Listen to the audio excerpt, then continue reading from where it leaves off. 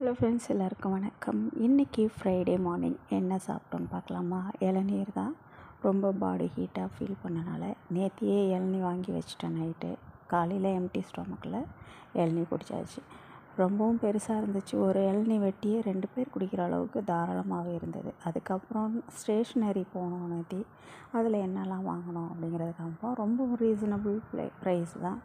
ஒரு பாக்ஸுமே 100 ருபீஸ் தான் வந்துச்சு. சூப்பராக இருந்துச்சு. இது வந்து பென் வந்து ஸ்கெட்சு டைப்பில் இருக்கும்ல, ப்ரஷ் பென்னுன்னு சொல்லுவோம். ப்ரஷ் மாதிரியே இருக்கும் அந்த டிப்பு. ரொம்பவும் சூப்பராக இருந்துச்சு. கிட்ஸ் எல்லாம் இருந்தால் இதை மாதிரி சப்ளிமெண்ட் கண்டிப்பாக தேவைப்படும். நம்மளுமே ஃப்ரீ டைமில் சும்மா ட்ரா பண்ணி பார்க்கலாம். அதுக்கப்புறம் இது ஜெல் பென் மாதிரி glitter pen. But colours option வந்து 24 இருந்துச்சு. எல்லாமே நல்லாவே சூப்பராக இருந்துச்சு. நியான் கலர்ஸ் எல்லாமே நல்லா ப்ரைட்டாக காட்டும். நம்ம ஏதாவது எழுதிட்டு ஹைலைட் பண்ணுறதுக்கோ அது மாதிரிலாம் யூஸ் பண்ணலாம். ஆனால் நான் வீடியோவில் காட்டுறப்ப அந்த கலர் வந்து ப்ரைட்டாக இல்லை, பட் டைரெக்டாக வாங்குறப்ப எல்லாமே நல்லா இருந்துச்சு. எல்லாமே ஒன்று 100 ருபீஸ் தான். இதுவும் பார்த்திங்கன்னா மார்க்கரு, இதுவுமே ஹைலைட் பண்ணலாம், கலர் ஹைலைட்டர். இதுவுமே சூப்பராக இருந்துச்சு. ரொம்பவும் ரீசனபிள் ப்ரைஸில் எல்லாமே நல்லா இருந்துச்சு. அதுக்கப்புறம் இந்த பென்னு எது எடுத்தாலுமே 100. ஸோ இதெல்லாம் நான் எடுத்தது. அப்புறம் இந்த டைரி, குட்டி டைரி. அதுக்கப்புறம் இது ரொம்ப க்யூட்டாக இருந்துச்சு பாருங்கள். நம்ம என்னெல்லாம் இன்றைக்கி பண்ணோம் அப்படின்னு நம்ம இந்த டைரியில் நோட் பண்ணிக்கலாம். அதுக்கு தனி ஸ்பேஸ் இருந்துச்சு. ரொம்பவும் சூப்பராக இருந்துச்சு. ஸோ இதெல்லாம் தான் வாங்கினோம். அதுக்கப்புறம் இன்றைக்கி என்ன லஞ்சு செய்யலான்னு பார்ப்போமா? ஃபஸ்ட்டு ரைஸ் போட்டு சாதம் வேக வச்சுட்டேன். இன்றைக்கி வந்து ஒரு வியட்நாம் டிஷ் மாரி தான். கஞ்சி, நம்ம பொதுவாக நம்ம வெந்தய கஞ்சிலாம் நம்ம வீட்டில் வைப்போம்ல, உடம்பு முடியலைன்னா, அதே தான் இங்கே கறியில் செய்கிறது. சாதம், தண்ணி எனக்கு நல்லா குழைவாக வேகணும்.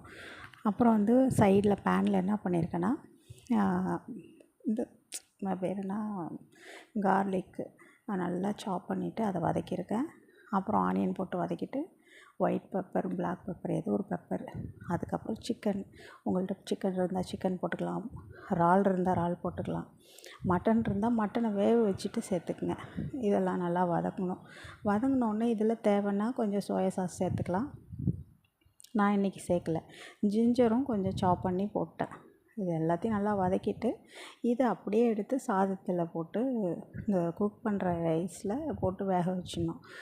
இறக்குறப்ப வெங்காயத்தாள்லாம் இருக்குல்ல, கொத்தமல்லி, வெங்காயத்தாள் இதெல்லாம் போட்டு இறக்கிட்டோம்னா ரெசிபி ரெடி. ரொம்பவும் டேஸ்ட்டாக இருக்கும். இதில் வந்து அஜினோமோட்டோலாம் சேர்ப்பாங்க. நான் சேர்க்கல. அது நம்ம ஹெல்த்துக்கு அது நல்லது கிடையாது அப்படின்ட்டு. அடுத்தது பேனில் அதுக்கு சைட் டிஷ்க்கு ஒரு ரெசிபி பார்க்கலாம். அதே தான்.